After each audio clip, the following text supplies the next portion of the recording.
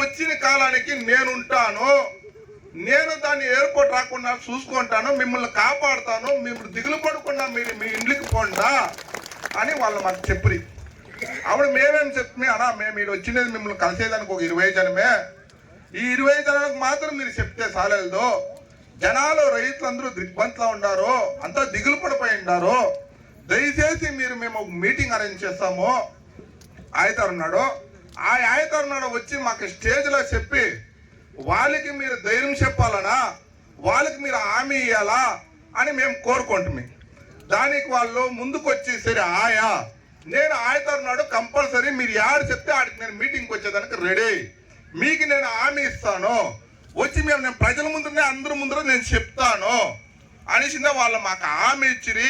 ఆ హామీ ప్రకారం మేము మీటింగ్ చేసినాము. వాళ్ళు ఇప్పుడు దయచేసి అన్న గోపి అన్నగారిని మన వైప్రకాశ్ అన్నగారిని ఏ ప్రజలకి ఏమి సందేహం ఇస్తారో, మీరు ఎట్లా వాళ్ళకి ధైర్యం చెప్తారో, మీరు ఎట్లా కాపాడుతామని చెప్తారో దాన్ని మీరు 4 ముక్కల్లో చెప్పి మమ్మల్ని దయచేసి తోడుకొని పోయి సీఎం గారి దగ్గర మాకు మీటింగ్ ఇచ్చి ఇదే తర అందరినీ మమ్మల్ని కూగబెట్టి మాకు ఇది మీరిచ్చే ధైర్యమే. రాష్ట్ర అధ్యక్షులు సీఎం గారు మాకు ఒక సందేశం ఇస్తే మీరు ధైర్యంగా పోండప్ప, రైతులు పంటలు పండండా, మిమ్మల్ని ఏ కాలానికి మేము డిస్టర్బ్ చేసేది, ఏ యొక్క ఎయిర్పోర్టే కానీ టిట్కో కానీ మీ నెలలో మేము ఎత్తుకొనేది అని మాకు ఒక హామీ ఇస్తే చాలా ఆనందపడతాము. రైతుల పరంగా మిమ్మల్ని కోరుకుంటా ఉన్నాము, మాట్లాడమని కోరుకుంటా ఉన్నాము. రోజు ఈ ఒక సభకి ముఖ్య అతిథిగా వచ్చిన మా అన్నగారైన పార్లమెంట్ సభ్యులు గోపి అన్నగారికి, మరియు ఈ ప్రాంతపు ఎమ్మెల్యే అయిన మన ప్రకాష్ అన్న గారికి, మరియు వీడు చేసిన ప్రతి ఒక్క వ్యవసాయాలకి మరియు మా పార్టీ కార్యకర్తలకి మొట్టమొదటి ధన్యవాదాలు తెలుపుతూ ఈరోజు ఈ ఒక సభ ఎందుకంటే ఎయిర్పోర్ట్ గురించి సభ లాస్ట్ టైము అనౌన్స్ చేయకుండా ముందరే కొందరు వచ్చి ఇక్కడ మీటింగ్ అంతా చేసేసరి అవంతా మీకు తెలిసిందే. ఎవరంటే వాళ్ళని తప్పులు కూడా మాట్లాడేసరి అదంతా మీకు తెలిసే. కారణం ఏంటంటే ఈ పొద్దు రైతులు పోయి ప్రకాష్ అన్న కోరిక మీద ప్రకాష్ అన్న కానీ ఎంపీ కానీ అడిగితే మేము వస్తాం, ప్రజల ముందు మేము మాట్లాడతామని చెప్పిన దానికి ఈ సమావేశం. దీనికి ముందు పెట్టిన సమావేశం పెట్టలేదు, ఏమి కోసం పెట్టరే? అన్ని ఆల్ పార్టీలు మీటింగ్ వేసి రైతుల సమాచారం తెలుసుకుందాం మీటింగ్ అయ్యేలా ఒకరినొకరు మాట్లాడేసి తప్పుగా మాట్లాడి ఎవరెవరో చీమన్ మా ఎమ్మెల్యే వచ్చి పరికర లూజ్ అంట తొలిగా కూడా మాట్లాడతారు. వాడు ఇంకా లూజు, వారి గురించి మా ప్రకాశాన్ని గురించి మా గోపి గారి గురించి ఏం తెలుసు? 15 ఏళ్ళ హిస్టరీ, 20 ఏళ్ళ హిస్టరీ గోపీనాథ్ గారి గురించి చెప్పాలంటే ఈ ప్రాంతపు 15 ఏళ్ళ కంటిన్యూ ఎమ్మెల్యే అయినా మన గోపీనాథ్ గారు ఢిల్లీలో ఎమ్మెల్యే అయ్యి ఇక్కడ ఎమ్మెల్యేగా చేసి ప్రతి ఒక్క రైతు దగ్గర ప్రతి ఒక్క గ్రామం తరపున ఒక మంచి పేరు తీసుకున్నంత వ్యక్తి మన ప్రకాష్ అన్న గారు. అలాంటి వాళ్ళపైన మీరు తప్పుగా మాట్లాడితే తప్పు కదా? ఏమి మీ పాలిటిక్స్, మీరు ఏం పాలిటిక్స్ వేస్తారు? మీరు వల్ల ఎవరినని మీరు మీటింగ్ వేస్తే కరెక్ట్ అవును వస్తుంది నిజమే, మన ప్రాంతం ఇంప్రూవ్ అయ్యేదానికి ఎయిర్పోర్ట్ కావాలని నిజమే. ఎక్కడ ఏమేమి తెలుసుకుంటారు, ఎప్పుడైనా తెలుసుకోవాలి. ఇప్పుడు ఎన్నో రోజులు తెస్తారు మన హరీష్ చెప్పినట్లా, అది ఎవరు అడిగి తెస్తే? సెంట్రల్ గవర్నమెంట్ రైతుల పైన సెంట్రల్ గవర్నమెంట్ ఆర్భాటం చేస్తాకి బీజేపీ వచ్చి ఆర్భాటం చేస్తారా? ఇప్పుడు హరీష్ చెప్పే కర్ణాటకలో 1 కోటి రూపాయలు ఇచ్చి 3 లక్షలు ఇచ్చింది, ఎలా మీ ప్రభుత్వం అడగలేదే? దీనికి ముందు ఎవరైనా పిలిచి రైతు సమస్యలు ఎక్కువగా మాట్లాడలేదే? ఇప్పుడు ఎయిర్పోర్ట్ వస్తుంది అనే పాటికి అందరి జాతి అందరినీ పిలుచుకోవచ్చు, మీరు ఆర్భాటం చేస్తారా? తప్పు కాదు. అయితే గవర్నమెంట్ ప్రభుత్వం గురించి చెప్పాలంటే మన కలైనర్ గారు ఎప్పుడు ప్రభుత్వం మన రైతులకు సపోర్టే. ఇప్పుడే కాదు, కొన్ని సంవత్సరాలుగా ఫ్రీ కరెంట్ కావచ్చు, రైతులకి ఎన్ని సేవలు చేస్తున్నారో మీకున్న రైతులు ప్రతి ఒక్కరికి ఈ పచ్చితో వలసుకోవాలి, ప్రతి ఒక్కరికి తెలిసిన విషయమే. ఎన్ని మిమ్మల్ని కోసం కాపాడతారు, ఇప్పుడు మిమ్మల్ని నష్టం చేస్తారు, ప్రభుత్వం మీకు బాధపడుతుందని మీకేమైనా కలుగుతా? ఎవరో చెప్పిన మాటలంతా మీరు వినకూడదు. దానికి సమస్యలు తెలుస్తారు. మీ రైతు సమస్యకి ఏమైనా రైతుకు బాధ అయితే ఈ 2 లీడర్లు అసెంబ్లీలో మాట్లాడతారు, పార్లమెంట్ లో మాట్లాడతారు. మీకు వచ్చి ఆడ కావాలంటుంది, ఈడొద్దు అంటుంది. ఎవరి దగ్గర పోయి ఎట్లా తీసుకుపోవాలనే దాన్ని మీరు యోచించేది. దీంట్లో పాలిటిక్స్ వద్దు. 5 ఏళ్ళకి ఒక్క కదా రాజకీయం వస్తుంది, అప్పుడు వాళ్ళకి కావాల్సిన వాళ్ళు ఓటేస్తారు. కొందరికి వాళ్ళ ఒక్కొక్కరి పైన ఒక్కొక్కరికి విశ్వాసం ఉంది, ఒక్కొక్క పార్టీ పైన ఒక్కొక్కరికి విశ్వాసం ఉంది. దాన్ని ఇంకా వాళ్ళు అప్పుడు చూసుకుంటాం. ఒక్కిత మమ్మల్ని మీరు గెలిపించిండారంటే మేము అందరికీ ఎమ్మెల్యేనే. మా ఓటు వేసిన వాళ్ళకి నేనే ఎమ్మెల్యే, ఓటు వేయకున్న వాళ్ళకి మేము ఎమ్మెల్యే, ఓటు వేసిన వాళ్ళకి ఆయన ఎంపీ, ఓటు వేయకున్న వాళ్ళకి ఆయన ఎంపీ. దాన్ని ఆడికంటే ఇచ్చేయండి. ఇప్పుడు మంచి ఇది ఎత్తుకో ఉండారు, మాకు ఎయిర్పోర్ట్ వద్దనే దాంట్లో డిసైడ్కి వచ్చిండారు. ఆ డిసైడ్లో అందరూ కట్టుదిట్టుగా ఉండండి. దీనికి ఏం ఫార్మాలిటీస్ అని అందరూ చెప్తారు. మీరు సీఎంని చూడండి, కలెక్టర్ని చూడండి, ఎవరు చూడాలి? దానికి మమ్మల్ని చూడాలి. మమ్మల్ని చూడకుండానే మీరు వేరే వాళ్ళతో వచ్చి మమ్మల్ని అంతా తిప్పించిస్తారు. మాకు అర్థం కాదు, చాలా కష్టం. మేమేమన్నా తప్పు చేసిండామో చెప్పండి. పాలిటిక్స్ ఎవరు మాట్లాడొద్దండా అనేది ముందు పెట్టింది. మేము అప్పుడు మాట్లాడినప్పుడు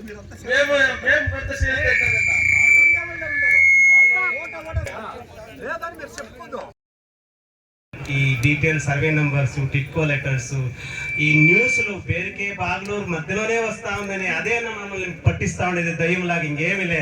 మా బ్రదర్ చాలా క్లీన్ గా చెప్పారు. అదంతా ఇంకేమీ లేదు. మా బ్రదర్ చాలా క్లీన్ గా చెప్పారు. మీ ఎమ్మెల్యే ఏం చెప్పినాడు, దీన్ని ఎయిర్పోర్ట్ వచ్చేది నిలిపేకి ఎవరు సాధ్యం కాదు, ఎయిర్పోర్ట్ వచ్చే వస్తుంది. దీన్ని ప్రధానంగా దీని యొక్క ప్రపోజల్ వచ్చి మాకు ఎయిర్పోర్ట్ కావాలన్నా, ఇప్పుడు ఎస్ఆర్ రోడ్లో 40 నిమిషాలు మేము పెడతాము, కరెక్ట్. మాకేమిటి ఎయిర్పోర్ట్? ఈ ఎయిర్పోర్ట్ కావాలా తెస్తామని చెప్పింది మేము కాదు sir, BJP government Narendra Modi చెప్పింది. తమిళనాడుకి ఉడాన్ స్కీమ్ లా 5 ఎయిర్పోర్ట్లు ఇస్తామని. అప్పుడు చెప్పినప్పుడు మా స్టాలిన్ గారు ఏం చెప్పి, ఇప్పుడు ముఖ్యమంత్రిగా ఉండేటప్పుడు మీరు ఇంటికి తండ్రి, మీ పిల్లల భవిష్యత్తు గురించి మీరు యోచన చేస్తారు లేదా? మీ బిడ్డల గురించి యోచన చేస్తారు లేదా? నా కొడుకు మంచి బట్టలు వేసుకోవాలా, నా కొడుకు మంచి స్కూల్ పోవాలా, నా కూతురికి మంచి జాగ్రత్త ఇచ్చి పెళ్లి చేయాలా, నాకు మంచి అల్లడి కావాలా అని ఒక తండ్రిగా మీ బాధ్యత. ఒక యావత్ రాష్ట్రానికి ఆయన ముఖ్యమంత్రి. సో ఆయన ప్రజల గురించి ఆయన ఆలోచన చేస్తాడు. కాబట్టి ఆయన మైక్ లో చెప్పింది, నేను తప్పనిసరిగా ఆ ఎయిర్పోర్ట్ ని తీసుకువస్తామని ఆలోచన చేసి ఎప్పుడో విధంగా సెక్రటరీగా వచ్చేది మంచి చేస్తాం నిర్ణయంతో ఆయన స్టాలిన్ గారు చెప్పింది. కానీ స్టాలిన్ ఉద్దేశం ఏమంటే మీ కడుపు పైన కొట్టి తీయాలని లేదు, ఆయనకి మీ వ్యవసాయాలకు ఏమారేయాలని లేదు. తొందరగా చెప్పారు కదా, అలాంటి ముఖ్యమంత్రి మాకు ఉండేది. బట్ ఏ విధంగా మీకు వచ్చిందంటే, మా తమ్ముడు ప్రకాష్ చెప్పినట్ల మన జిల్లాలో 4 జిల్లాలు ట్రై చేస్తా ఉన్నాం. కాకపోతే ఇది నా దృష్టికి వచ్చింది కాబట్టి నేను 4 నెలల ముందే లేసుకొని ఆ యొక్క కన్సర్న్ మినిస్టర్ పెద్దలు రామ్మోహన్ రెడ్డి లెటర్ రాస్తుంది. అంటే నాకు ప్రూఫ్ కావాలని, పార్లమెంట్ లో ప్రూఫ్ కావాలని లెటర్ రాస్తుంది. దయచేసి మరో ప్రపోజల్ వస్తా ఉంది. ఎందుకంటే already I had very good experience in STR లో. మా వాళ్ళు ఇబ్బందులు పడ్డారు కాబట్టి మా రైతులు మీరు ఇబ్బంది చేయకూడదు అని చెప్పినారనుకో లెటర్ రాస్తుంది. లెటర్ రాసి ఎప్పుడో 4 నెలలు అయింది. 4 నెలలు లెటర్ రాసినాక ఆయన నాకు స్పందించా, మాకు ఆ ఉద్దేశం లేదు అని. బట్ నేను ఎంపీగా దీనిపై ఇంకేం చేయాలా చెప్పండి సార్, మీరు గట్టిగా చెప్పాలా. నా పని నేను చేస్తే దీనిపై నేనేం చేయాలి? ఏం చేస్తే అయిపోయింది. ప్రభుత్వం మాది కాదు, ప్రభుత్వం బీజేపీ గవర్నమెంట్. బీజేపీ గవర్నమెంట్ తిమ్మిని బొమ్మ చేస్తుంది, బొమ్మను తిమ్మిచేస్తుంది. ఆయన గాంధీని చిన్న ఉదాహరణ చెప్పాలంటే, పైన పార్లమెంట్ వెళ్తాడు రాత్రి 2:45 గంటలకు మేము అసలు పార్లమెంట్ పూకోండాం. 2:45 మీరు 1 నిమిషం ఇట్లా ఓటేసి మమ్మల్ని ఎంపీ చేసి పంపించేస్తారు. నేను ఆడ ఏం చేస్తానో మీకు తెలియలే. మీకేమి మా ఎంపీ అమ్మ చేస్తా ఉన్నాడు. మీ నమ్మకాన్ని బొమ్మ చేయకూడదని చెప్పి రాత్రి 2:30 మా తండ్రి నాకు ఒకే కొడుకు, నేను చిన్న అల్లారు ముద్దుగా సాకి మా అప్ప మా అమ్మ. నేను అంత చెల్లె రాత్రి 2:30 కొన్నాను పార్లమెంట్. ఎలాంటే ఈ స్కీమ్ నిన్న ఇది సేమ్ సబ్జెక్ట్ ని ఆ యొక్క కేంద్ర మంత్రి నిన్న శివరాజ్ చౌహాన్ అగ్రికల్చర్ మినిస్టర్ వచ్చిండ్రు. మా బ్రదర్ ఆయన మైండ్ మెన్షన్ చేస్తుంది. రాత్రి 2:30 మీ పార్లమెంట్ కూకోన్నాను. దయచేసి మా రైతులకి మీ ఇచ్చే సబ్సిడీ ఏమంటా కన్నా భూములు కదా రైతులకి ఇచ్చే మీ ఫెర్టిలైజర్స్ దాని మీద సబ్సిడీ నేను మీ గురించి నిన్న అడుగుతుంది. నిన్న ఇంకా 24 అవర్స్ కాలే. మేము ఎక్కడున్నా ఏముంటే మీ బాగోగులకి ఆలోచన చేస్తే అట్లా వ్యక్తులు మేము ముందు వస్తుంటాము. వేరే రాజకీయం చేస్తే రాజకీయం మాట్లాడేలా, మాకు మాట్లాడాల్సిన అవసరం లేదు. నేను అట్లా రాజకీయంగా చేసినట్టే నన్ను 3 సార్లు మీరు నన్ను ఆశీర్వాదం చేస్తా ఉండలే, నేను 3 సార్లు మీకు ఎమ్మెల్యేగా మీకు పనిచేస్తా ఉండలే. అదేవిధంగా మా బ్రదర్ మీరు దీనికి ముందు సత్యనే కానీ ఇప్పుడు ప్రకాశం కానీ మీరు ఆశీర్వాదం చేస్తా ఉండలే. కారణం ఏమంటే మేము సాదా సీదిగా చేతనైతే మంచి చేస్తాం, లేకుండా దూరంగా ఉంటాం, లేదు మాకు దీనికి పని లేదండి. ఇలాంటి వ్యక్తులు దయచేసి ఈ రోజు కూడా చెప్తా ఉన్నాను, మా బ్రదర్ చెప్తున్నా తప్పకుండా మనకి ఎయిర్పోర్ట్ వస్తుంది. కానీ నా ఆవేశం అంటే మన పక్కన ఉండే వేపనపల్లిలో వ్యక్తులు అక్కడ 5,000 ఎకరాలు ఫ్రీగా పడింది. ఈ 5,000 ఎకరాలు ఎత్తుకోండి అని చెప్పి వాళ్ళు సజెక్ట్ చేస్తున్నారు. ఈ 5,000 ఎకరాలు సజెక్ట్ చేస్తుంది కాబట్టి ప్రూఫ్ ఇది. దాన్ని ప్రయత్నం చేస్తామని చెప్పి మాట ఇచ్చినారు.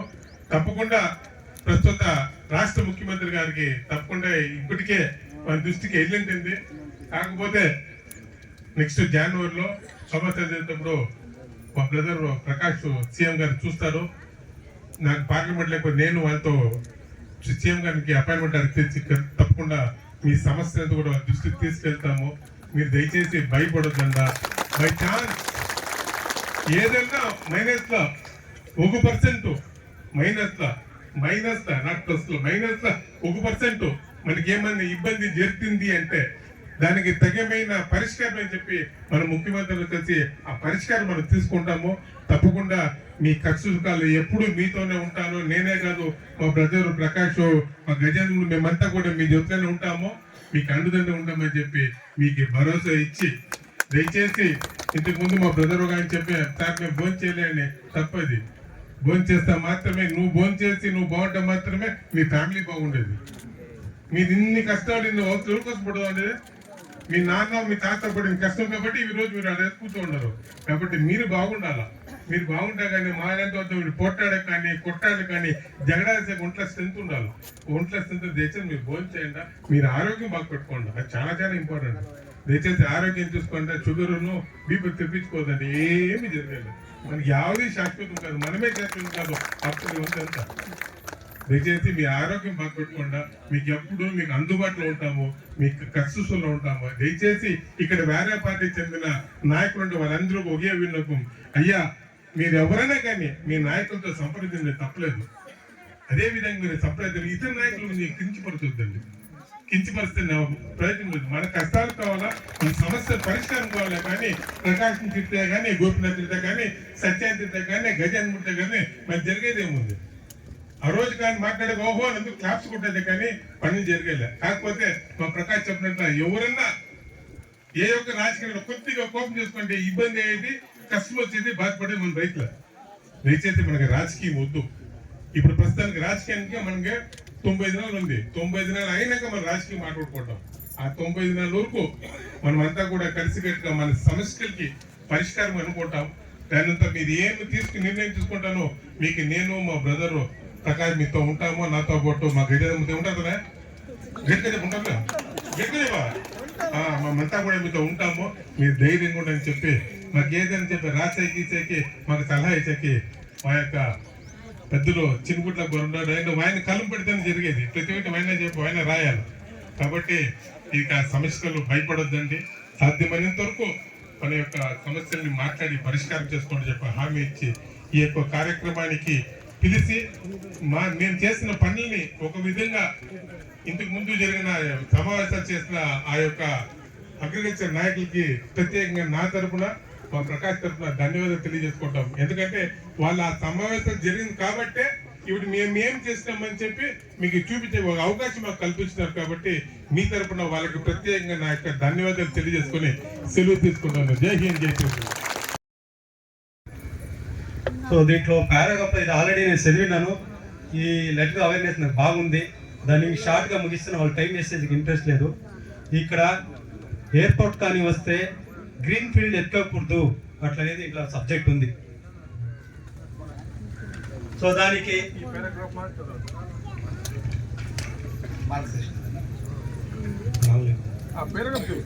hence I shall avail to prevail the perform the suggestion to the public representation put in the more than 30 years service beside the 3 terms of legislature experience and present parliament income. My parliamentary constituency Krishnagiri district is situated adjacent to 2 southern states for the Andhra Pradesh and Karnataka Vapanapalli Assembly constituency. In Krishnagiri parliamentary constituency is just 10 to 15 kilometers away. From these two states remaining the Tamil Nadu selection, the site proposed to airport from the schedule concerned near in the about 100 km distance from the Bangalore International Airport would fulfill the mandatory requirement of the AAI beside the public use. I open that the proposal sanctioned to airport constituency situated in the tail and Krishnagiri district adjacent to the two above southern states would substitute all the requirement of the AAI in the public interest. Meaning చెప్పండి English అర్థం కావాలా కదా. దీని meaning ఏమంటే మనకి వేపనపల్లి దగ్గర airport కావాల్సినంత భూమి ఉంది. ఆ భూమిని మీరు తీసుకోవచ్చు. ఆ భూమిలో ఏర్పాటు చేస్తే 3 స్టేట్లకి ఎయిర్పోర్ట్ రిలవెంట్ గా ఉంటుంది. ఎవరికి అబ్జెక్షన్ ఉండేలేదు. దాన్ని ఇంకా మీరు వ్యవసాయ భూములు మాత్రం ఎక్కకూడదని వాళ్ళు ఆనరబుల్ మినిస్ట్రీకి రాసిన లెటర్ అయింది. సో ది సేమ్ టైం వాళ్ళు కూడా అక్నాలెడ్జ్మెంట్ ఇచ్చినారు. వాళ్ళు కూడా మన దగ్గర నోటీస్ తీసుకొని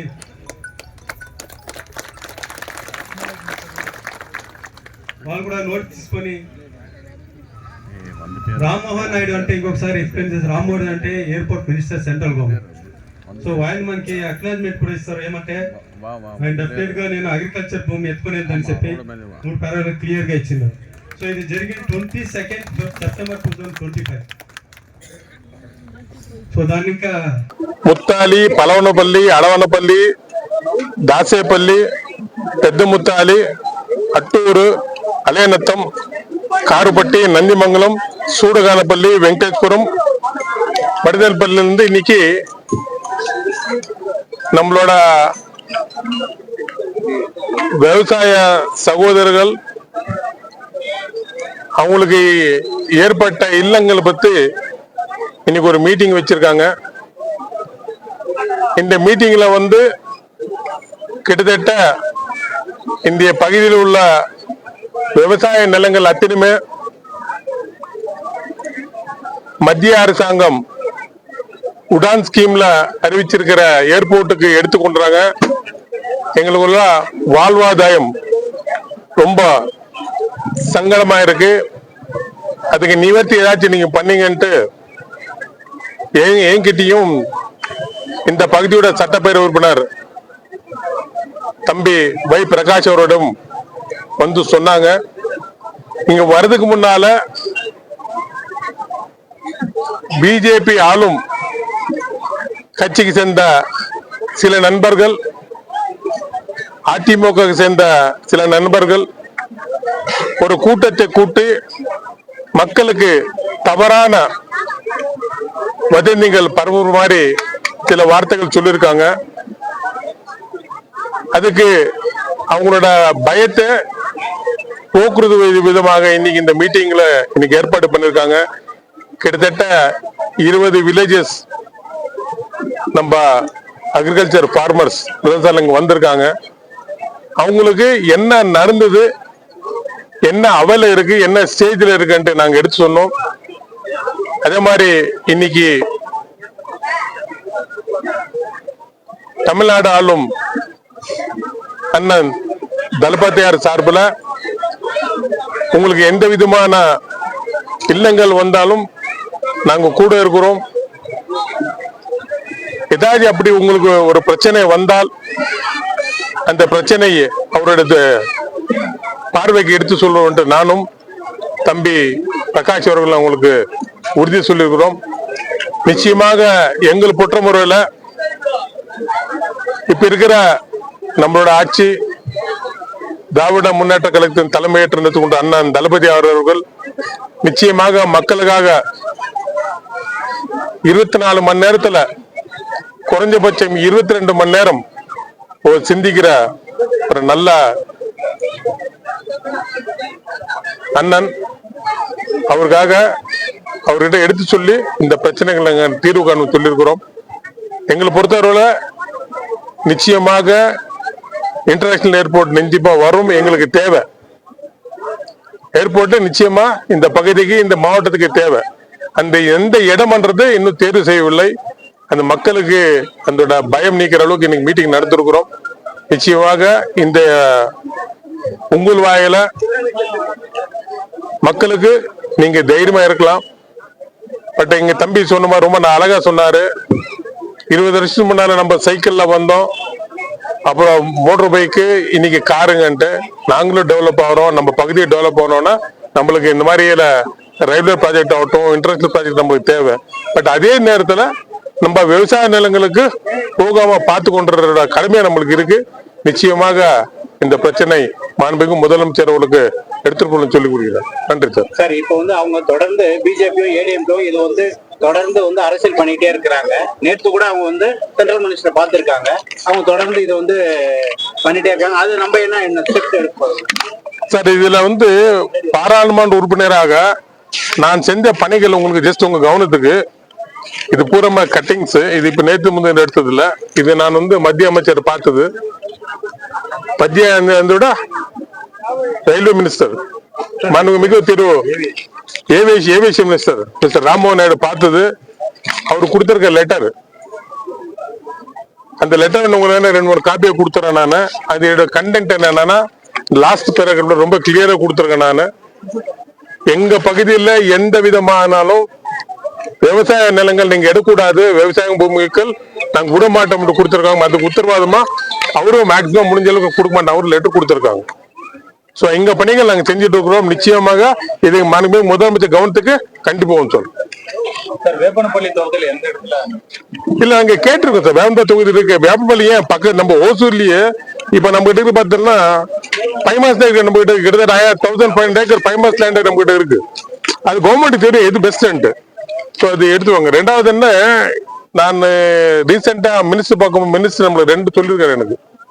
என்னன்னா நம்மளுக்கு இந்த பவர் கிரிட் இருக்கு, பவர் கிரிட் இருக்கிறதுனால ஒரு இண்டஸ்ட்ரி ஆக்சுவலி ஏவியேஷன் மினிஸ்டர் சொன்ன வார்த்தை என்னன்னா, இங்க நம்மளுக்கு ஏர்போர்ட் வரணும்னா அந்த பவர் கிரிட் நம்மளுக்கு டிஸ்டர்பன்ஸ் இருக்கும்.